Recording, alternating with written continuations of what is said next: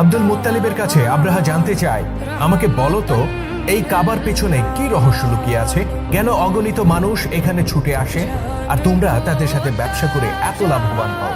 আমি ইয়েমেনে প্রাসাদতুল্লায় গির্জা গড়ে তুলেছি শুধুমাত্র মানুষকে ইয়েমেনের প্রতি আকৃষ্ট করার জন্য, কিন্তু তারা সেখানে না গিয়ে কেন কাবাতে ছুটে আসে? আব্দুল মুত্তালিব বলেন, আমি জানি না কি এই গৃহের মাহাত্ম্য, আমি কেবল জানি এটা এক পাথরে নির্মিত ঘর মাত্র।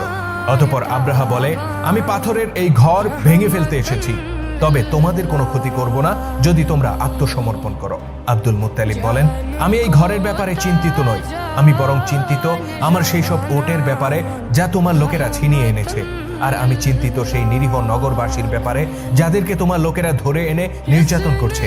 তুমি তাদেরকে ছেড়ে দাও আর আমার সম্পদ আমাকে ফিরিয়ে দাও। আব্দুল মুত্তালিবের এই কথা শুনে চটে যায় আব্রাহা। সে চিৎকার করে বলে, তুমি কাবার তত্ত্বাবধায়ক, এই ঘরের নিরাপত্তার দায়িত্ব ছিল তোমার উপর, কিন্তু সে ব্যাপারে তুমি এতটুকু বিচলিত নও, অথচ নিজের ওটের ব্যাপারে তুমি কতই না উদ্বিগ্ন।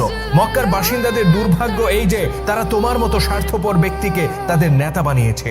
আব্দুল মুত্তালিব অত্যন্ত দৃঢ়তার সাথে উত্তর দেন, তোমার লোকেরা যা ছিনিয়ে এনেছে আমি আব্দুল মুত্তালিব তার মালিক, তাই আমি সেগুলো ফেরত চেয়েছি, কিন্তু যে ঘরে তুমি আক্রমণ করতে যাচ্ছ তার মালিক আমি নই, যার ঘর তিনি তার নিরাপত্তার ব্যাপারে চিন্তা করবেন।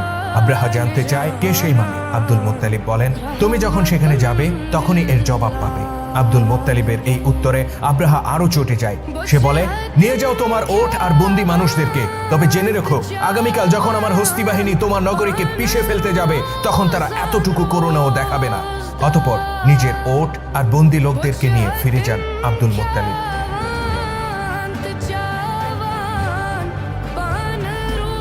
পরের দিনের ঘটনা, মক্কা উপত্যকায় ধুলো উড়িয়ে এগিয়ে আসে আব্রাহার বাহিনী।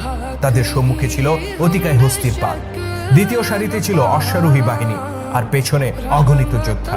সবার সম্মুখে অতিকায় এক হাতির পিঠে চড়ে রাজকীয় আসনে আসীন ছিল বাদশাহ আব্রাহা, আর তাকে ঘিরে রেখেছিল দীর্ঘদেহী রক্ষীরা। দাম্ভিক আব্রাহার হস্তি বাহিনীর প্রতিটি পদক্ষেপ মক্কার মাটিতে প্রকম্পন সৃষ্টি করে, আর হস্তি যুদ্ধের গগন বিদারী চিৎকার প্রতিধ্বনিত হয় পাহাড়ের গায়ে।